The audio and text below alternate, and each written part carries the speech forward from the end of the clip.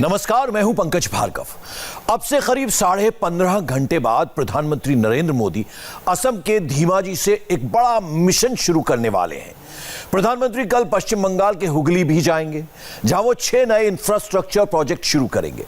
असम और पश्चिम बंगाल, इन दोनों ही राज्यों में चुनाव होने वाले हैं।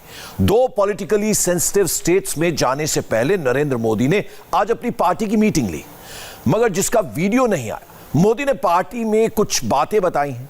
प्रधानमंत्री के प्रोग्राम के बारे में बहुत सी बातें हमने पता लगाई हैं। मोदी के लिए दुश्मनों ने कितने बैरियर्स लगाए हैं और प्रधानमंत्री का प्लान क्या है, इस रिपोर्ट को आप देखेंगे तो समझ में आएगा।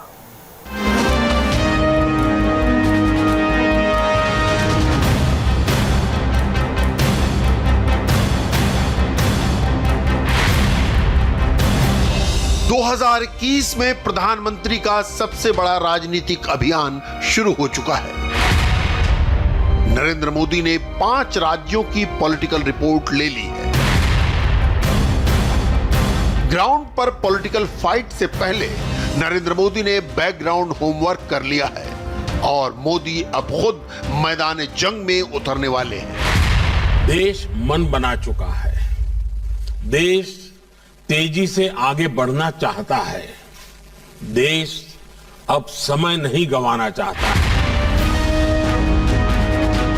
प्रधानमंत्री एक बार फिर पब्लिक के बीच आने वाले हैं। मोदी पब्लिक को कुछ बातें ऑन द रिकॉर्ड बताएंगे। उससे पहले प्रधानमंत्री ने अपनी पार्टी को कुछ बातें ऑफ द रिकॉर्ड बताई हैं। जीत के लिए पार्टी संगठन ज्यादा से ज्यादा मेहनत करे।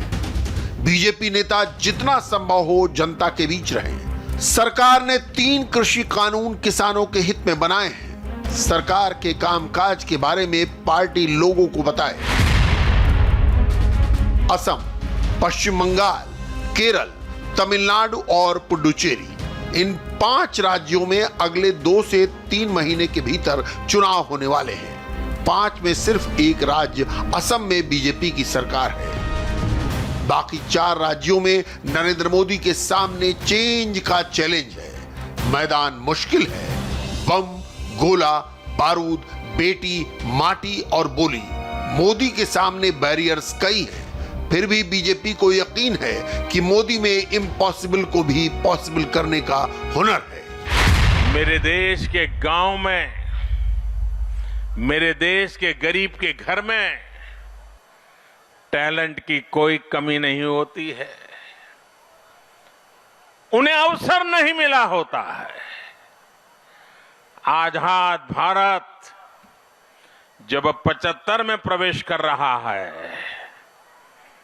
तो मेरा एक सपना है, हर राज्य में कम से कम एक मेडिकल कॉलेज, कम से कम एक टेक्निकल कॉलेज वो मातृभाषा में पढ़ाना शुरू करें। क्या असमिया भाषा में पढ़कर के कोई अच्छा डॉक्टर नहीं बन सकता है क्या? आजादी के 75 साल होने आए और इसलिए चुनाव के बाद जब नई सरकार बनेगी असम में, मैं यहां असम के लोगों की तरफ से आपको वादा करता हूं कि असम में भी एक मेडिकल कॉलेज स्थानीय भाषा में हम शुरू करेंगे। एक टेक्निकल कॉलेज स्थानीय भाषा में शुरू करेंगे और धीरे धीरे ये बढ़ेगा, कोई रोक नहीं पाएगा उसको। प्रधानमंत्री सोमवार को पहले असम जाएंगे, फिर पश्चिम बंगाल का उनका दौरा होगा। असम में धीमाजी के सीला पत्थर में नरेंद्र मोदी तेल और गैस क्षेत्र की महत्वपूर्ण परियोजनाएं राष्ट्र को समर्पित करेंगे। यहीं वो एक इंजीनियरिंग कॉलेज का उद्घाटन करेंगे और दूसरे इंजीनियरिंग कॉलेज का शिलान्यास करेंगे। बोगाईगांव रिफाइनरी में इंडमैक्स यूनिट का उद्घाटन, डिब्रूगढ़ में ऑयल इंडिया के सेकेंडरी टैंक फार्म का उद्घाटन, तिनसुकिया के माकुम में गैस कंप्रेशर स्टेशन का उद्घाटन, धेमाजी में इंजीनियरिंग कॉलेज का उद्घाटन और सुआलकुची इंजीनियरिंग कॉलेज का शिलान्यास। एक एक बूंद उनका साहस हमारे संकल्पों को मजबूत कर। असम में नरेंद्र मोदी जिन परियोजनाओं को शुरू करने जा रहे हैं उनकी तस्वीरें उन्होंने सोशल मीडिया पर दिखा दी हैं। मोदी विरोधी भी इनको देख लें और तसल्ली कर लें, काम पूरा हो चुका है और अब ये देश सेवा के लिए तैयार है। प्रधानमंत्री पिछले 30 दिनों में तीसरी बार असम जा रहे हैं। मोदी ने 23 जनवरी को असम के शिवसागर जिले में 1 लाख से ज्यादा जमीनों के सर्टिफिकेट बांटे थे। 7 फरवरी को नरेंद्र मोदी असम के सोनितपुर गए थे, जहां उन्होंने मेडिकल कॉलेजों का शिलान्यास किया था और 7,700 करोड़ रुपए की असोम माला प्रोजेक्ट को लॉन्च किया था। असोम माला प्रोजेक्ट के तहत राज्य के सभी जिलों को हाईवे से जोड़ने का प्लान है। कुछ लोगों को प्रधानमंत्री के कद के हिसाब से ये परियोजनाएं छोटी लग सकती हैं, लेकिन जो काम जनता का जीवन आसान बनाए वही मोदी के लिए सही है। जन औषधि केंद्र हो, प्रधानमंत्री नेशनल डायलिसिस प्रोग्राम हो या हेल्थ एंड वेलनेस सेंटर्स हो, सामान्य मानवी के जीवन में जो बदलाव आज पूरा देश देख रहा है, वही बदलाव, वही सुधार असम में भी दिख रहे हैं। आज असम में आयुष्मान भारत योजना का लाभ करीब 1.25 करोड़ गरीबों को मिल रहा है। मुझे बताया गया है कि असम के 350 से ज्यादा अस्पताल इस योजना से जुड़ चुके हैं। इतने कम समय में असम के 1.5 लाख गरीब आयुष्मान भारत के तहत अपना मुफ्त इलाज करवा चुके हैं।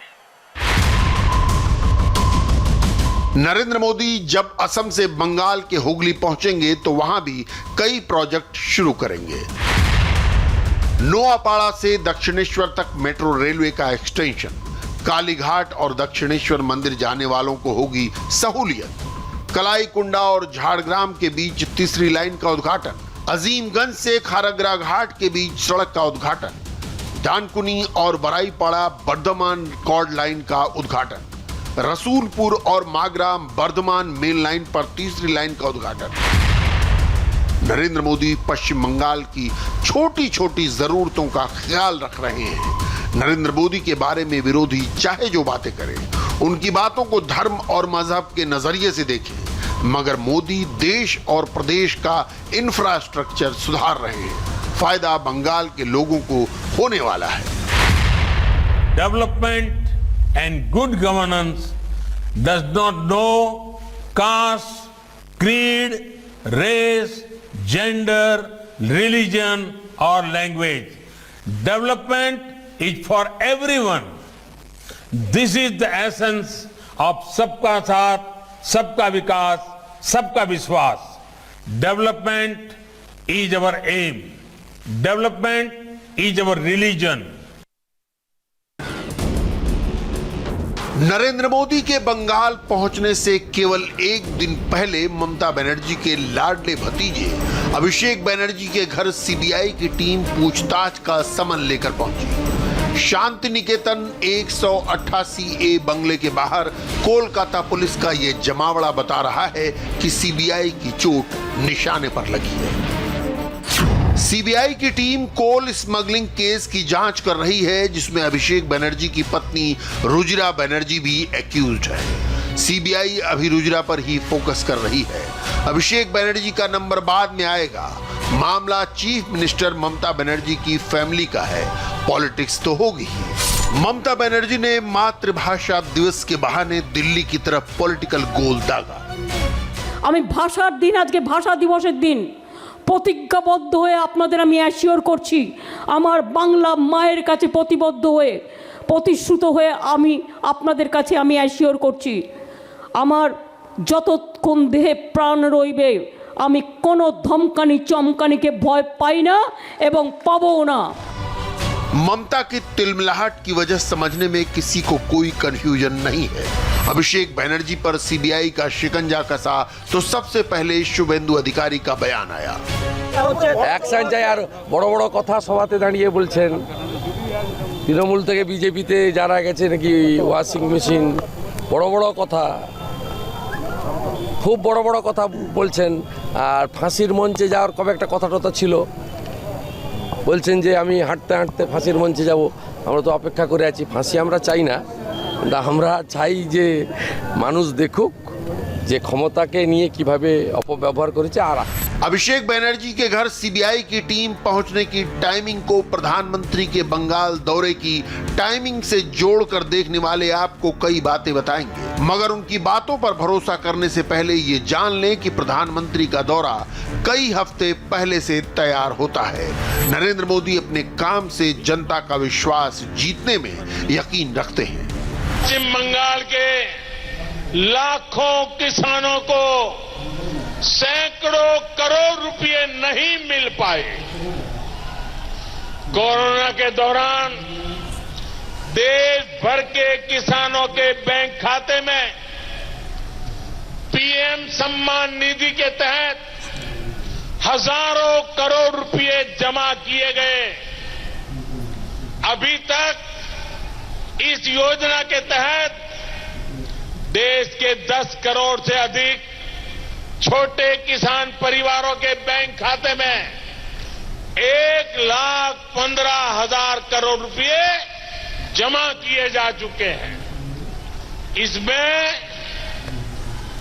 मुझे दुख के साथ कहना है, इसमें पश्चिम बंगाल के भी लाखों किसान परिवार हो सकते थे, लेकिन यहां के एक भी किसान को ये लाभ नहीं मिल पाया, क्योंकि यहां की सरकार ने इस योजना से जुड़ने से इनकार कर दिया। चुनावी राज्यों में हाल में कुछ सर्वे के रिजल्ट देखें तो मोदी का पॉपुलैरिटी ग्राफ बढ़ने का अंदाजा हो जाएगा। सीएनएक्स के सर्वे के मुताबिक पश्चिम बंगाल में बीजेपी का वोट बेस 26% बढ़ने जा रहा है। पश्चिम बंगाल में पहली बार बीजेपी अपने दम पर 117 सीटें जीत सकती है।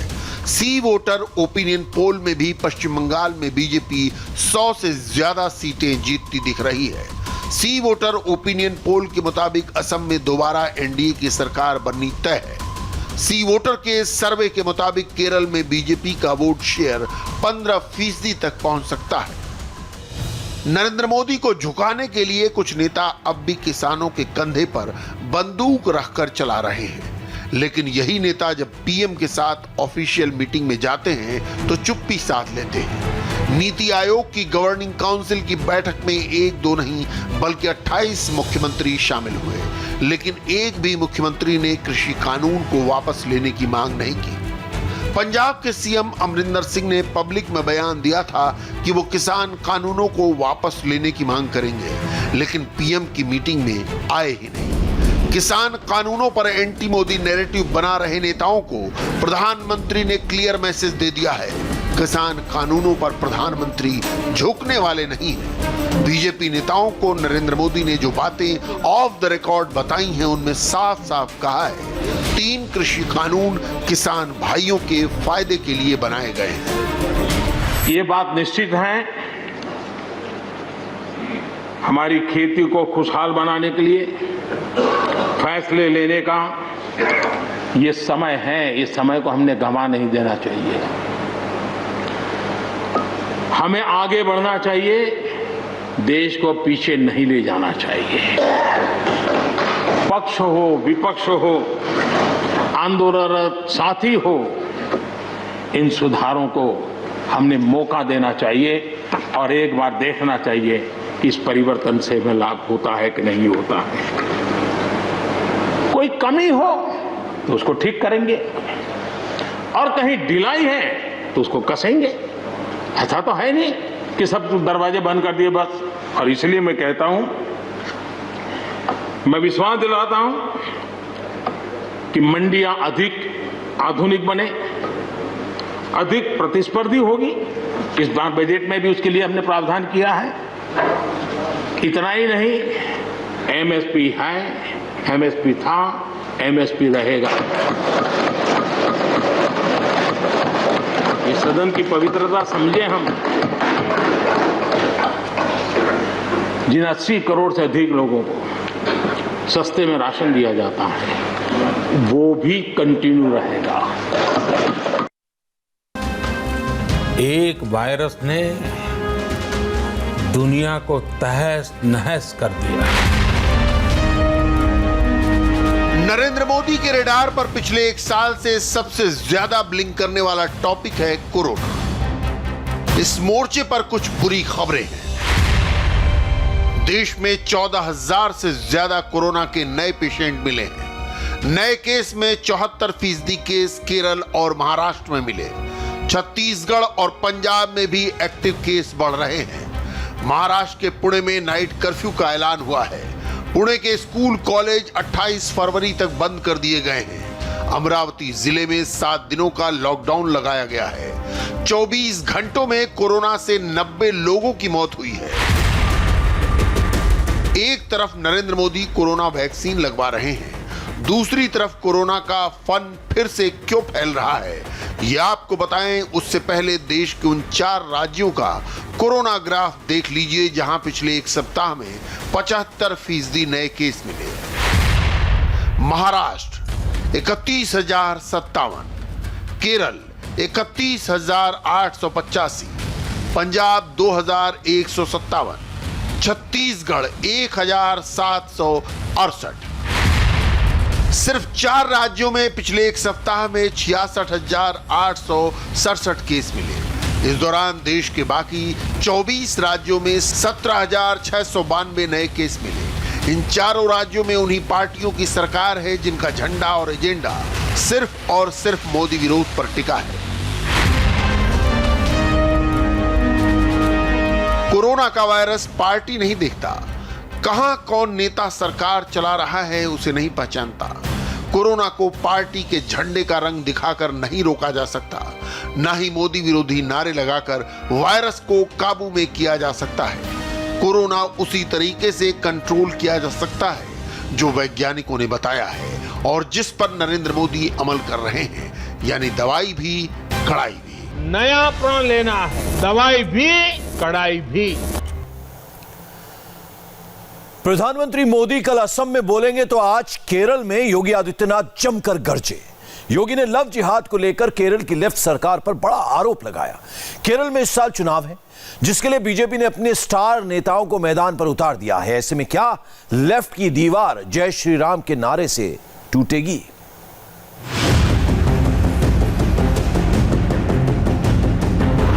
लव जिहाद के बारे में यहाँ की न्यायालय ने 2009 में इस बात को स्पष्ट किया था कि लव जिहाद केरल जैसे स्टेट को इस्लामिक स्टेट बनाने की साजिश का हिस्सा है। उस सब के बावजूद यहाँ की सरकार सोई हुई है। उसे चिंता नहीं है न सुरक्षा की और न ही इसकी आड़ में केरल के खिलाफ और देश के खिलाफ की जा रही साजिश के बारे में कोई प्रभावी कार्रवाई नहीं हो पा रही है। हम सबको इसके खिलाफ जागरूक होना पड़ेगा और इसीलिए आज केरल की आवश्यकता है भारतीय जनता पार्टी। भारतीय जनता पार्टी न केवल आपको समृद्धि का बल्कि प्रत्येक नागरिक को बिना भेदभाव के सुरक्षा की गारंटी भी दे सकती है। कासरगोड में जहां पीएफआई ने अपनी यूनिटी मार्च का दम दिखाया, वहीं पर बीजेपी ने अपनी ताकत दिखाई और मंच से योगी आदित्यनाथ ने हुंकार भरी। लव जिहाद के लिए डायरेक्ट केरल की विजयन सरकार पर बड़ा आरोप लगाया। केरल के अंदर सीपीएम की सरकार हो या इससे पहले कांग्रेस की सरकार, इन लोगों ने केरल के अंदर भ्रष्टाचार फैलाने के सिवाय कुछ भी नहीं किया। जनभावनाओं के यहां पर केरल की धरती को अव्यवस्था और अराजकता का शिकार अपने राजनीतिक स्वार्थों के लिए इनके द्वारा किया जा रहा है। आप सब जानते हैं, इसी केरल की धरती पर 2009 में केरल के माननीय उच्च न्यायालय ने लव जिहाद की समस्या की ओर यहां की सरकार का ध्यान आकर्षित किया था, लेकिन यहां की सरकार लव जिहाद के नाम पर प्रारंभ की जा रही यहां की पूरी व्यवस्था को ध्वस्त करने की साजिश के खिलाफ आज तक कोई प्रभावी कानून नहीं बना पाई। लेकिन उत्तर प्रदेश के अंदर कुछ ही केस आए थे, लव जिहाद के खिलाफ एक सख्त कानून बना करके हम लोगों ने ऐसे तत्वों के खिलाफ कार्रवाई करना प्रारंभ किया है। जैसी तेज तरार फायर ब्रांड इमेज है, बिल्कुल उसी अंदाज में योगी आदित्यनाथ ने केरल में विजय संकल्प यात्रा की शुरुआत की। केरल में इसी साल चुनाव होने हैं, जिसमें कमल खिलाने के लिए बीजेपी ने पूरा जोर लगा दिया है।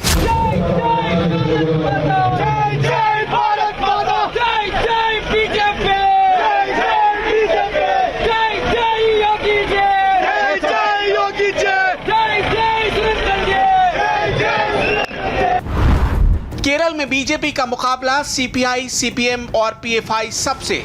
बीजेपी की विजय संकल्प यात्रा के दौरान 14 जिलों में 80 रैलियां की जाएंगी। 21 फरवरी को कासरगोड से योगी ने शुरुआत की, तो 7 मार्च को तिरुवनंतपुरम में अमित शाह यात्रा का समापन करेंगे। विजय यात्रा का शुभारंभ योगी आदित्यनाथ ने अपने हाथों से किया। आरती की, नारियल फोड़ा, विजय रथ में खुद जाकर बैठे और यात्रा शुरू की। लेफ्ट के गढ़ में योगी के आने से ही बीजेपी कार्यकर्ताओं का जोश दोगुना हो गया है। ऐसा सैलाब देखकर विपक्ष को भी झटका जरूर लगा होगा। केरल के अंदर भारतीय जनता पार्टी का कार्यकर्ता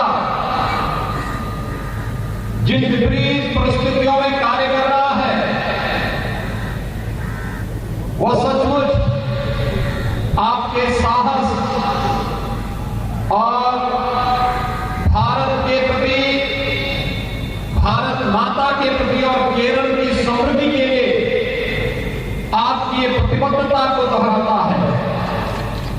ये सचमुच यहां के उन सभी कार्यकर्ताओं को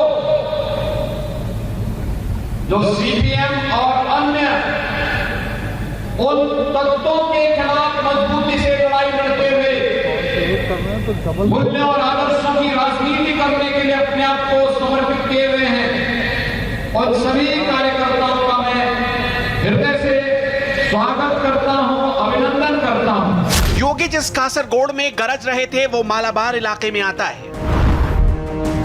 मालाबार क्षेत्र में कासरगोड, कन्नूर, मल्लापुरम, पलक्कड़, कोझिकोड 5 जिले आते हैं। इन 5 जिलों में मुस्लिम आबादी ज्यादा है। यहाँ मुस्लिम लीग की जबरदस्त पकड़ है। यहाँ पर 2 फ्रंट हैं, एक यूडीएफ और दूसरा एलडीएफ। कांग्रेस यूडीएफ को लीड करती है, एलडीएफ को सीपीएम लीड करती है। यही दोनों फ्रंट 1979 से सत्ता में बारी बारी आते रहे हैं। हालांकि जब से पीएफआई आई है, मुस्लिम लीग की पकड़ कमजोर पड़ने लगी है। केरल के अंदर चाहे एलडीएफ रहा हो या यूडीएफ, ये दोनों भ्रष्टाचार की प्रतीक रहे हैं। यहां की जनता को शासन की योजनाओं से वंचित करने वाले रहे हैं। विजय यात्रा के बीजेपी ने कासरगोड को क्यों चुना है और यहाँ पर यूपी के सीएम योगी आदित्यनाथ को क्यों बुलाया गया है, उसके पीछे की वजह बहुत खास है। कासरगोड केरल के मलाबार रीजन का हिस्सा है और यहाँ पर कासरगोड के अलावा मलप्पुरम, कोझिकोड, कन्नूर और पालक्काड जैसे जिले आते हैं। बड़ी बात यह है कि इन जिलों में मुस्लिम आबादी बहुत ज्यादा है। पिछले 4-5 सालों में देखा जाए तो यहाँ पर जो यूडीएफ है, उसमें मुस्लिम लीग जो मेन पार्टनर है, उसका दबदबा यहाँ पर ढीला पड़ रहा है और उसकी जगह पीएफआई और एसडीएफआई ने ले ली है। जो मुस्लिम वोट है उसका ध्रुवीकरण पीएफआई और एसडीएफआई के पक्ष में हो रहा है। यही वजह है कि बीजेपी ने कासरगोड को चुना और यहाँ पर यूपी के सीएम और बीजेपी के fire brand leader Yogi Adityanath को बुलाया ताकि इस रीजन में हिंदुओं का वोट कंसोलिडेट हो सके।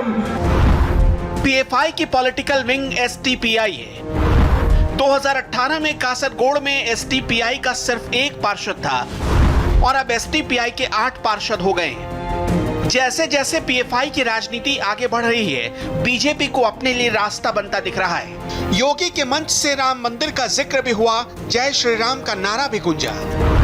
केरल की सरकार सबरीमाला के प्रकरण में जनास्था के साथ खिलवाड़ करती है, लेकिन आपने देखा होगा उत्तर प्रदेश में जनभावना का सम्मान करते हुए अयोध्या में प्रधानमंत्री मोदी जी ने भव्य राम मंदिर के कार्य का शुभारंभ किया है। भव्य राम मंदिर के निर्माण का कार्य ये भारत के राष्ट्र मंदिर के निर्माण के कार्यक्रम को आगे बढ़ाने का है। ये केवल एक मंदिर नहीं, बल्कि भारत की आस्था को सम्मान देने का कार्य किया गया है और भारत की इस आस्था के सम्मान के लिए केरल की ओर से जो योगदान दिया गया है तो दिया जा रहा है। मैं इसके लिए केरल की जनता का हृदय से अभिनंदन करता हूं, आभार व्यक्त करता हूं। जय श्री राम। केरल में पीएफआई का दबदबा लगातार बढ़ रहा है। उत्तर प्रदेश में पॉपुलर फ्रंट ऑफ इंडिया के 2 एजेंट्स को गिरफ्तार किया गया है, जिसका मकसद यूपी में दंगा कराना था। पीएफआई के इलाके में जाकर योगी ने सीधा चैलेंज किया। केरल के अंदर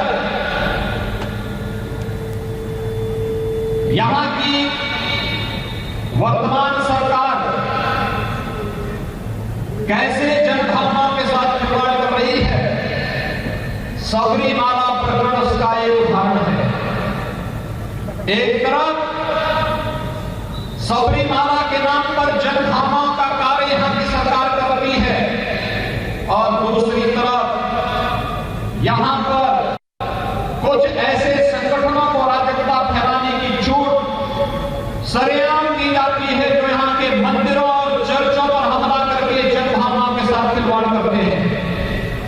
आप सब जानते हैं केरल जैसे स्टेट में अगर जब सत्ता के संरक्षण में इस प्रकार की अराजकता फैलेगी तो स्वाभाविक रूप से ऐसे तत्वों के दुस्साहस बढ़ेंगे, जिन्होंने अभी हाल ही में अपनी एक रैली के माध्यम से राष्ट्रीय स्वयंसेवक संघ के बारे में किस प्रकार की पोस्टरबाजी की थी। वे पोस्टरबाजी इस बात को साबित करती है कि उनकी मंशा भारतीय जनता पार्टी, आरएसएस या फिर देश के लिए और केरल के प्रति किस प्रकार की है। हमें समय रहते इस प्रकार की साजिश के खिलाफ और जो साजिश का हिस्सा यहाँ की सरकार बन रही है, उस साजिश को समय रहते उसके खिलाफ सजग होकर के प्रत्येक केरलवासी को जागरूक करना होगा। केरल देश का एक ऐसा राज्य है जहां पर आरएसएस की सबसे ज्यादा शाखाएं लगती हैं, लेकिन केरल की राजनीति में बीजेपी अभी तक पकड़ नहीं बना पाई है। 140 विधानसभा वाले केरल में बीजेपी के सिर्फ 1 विधायक हैं। इस बार बीजेपी ने मिशन 40+ बनाया है। भारतीय जनता पार्टी बेहतरीन प्रदर्शन करते हुए सरकार बनाने की ओर अग्रसर होगी, क्योंकि मुझे विश्वास है आज मोदी जी के नेतृत्व में जो विश्वास आम जनमानस के मन में आया है, केरल के अंदर भी वहां पर सीपीएम की सरकार थी। और आप जानते हैं कि त्रिपुरा के अंदर जब वहां की सरकार 35 वर्षों से चली आ रही थी, लेकिन जब उनके पास मोदी जी के नेतृत्व की भारतीय जनता पार्टी की सरकार के कार्यों की और लोक कल्याणकारी योजनाओं का लाभ पहुंचा तो उन्हें वास्तविकता की जानकारी हुई। और जब वहां पे इलेक्शन हुए 2 वर्ष पूर्व, तो त्रिपुरा में 2/3 मेजोरिटी के साथ भारतीय जनता पार्टी वहां पर सरकार बनाई है। महाराष्ट्र क्या एक बार फिर लॉकडाउन की ओर बढ़ रहा है। सीएम उद्धव ठाकरे ने कई बड़ी पाबंदियों का ऐलान किया है। डिटेल ब्रेक के बाद।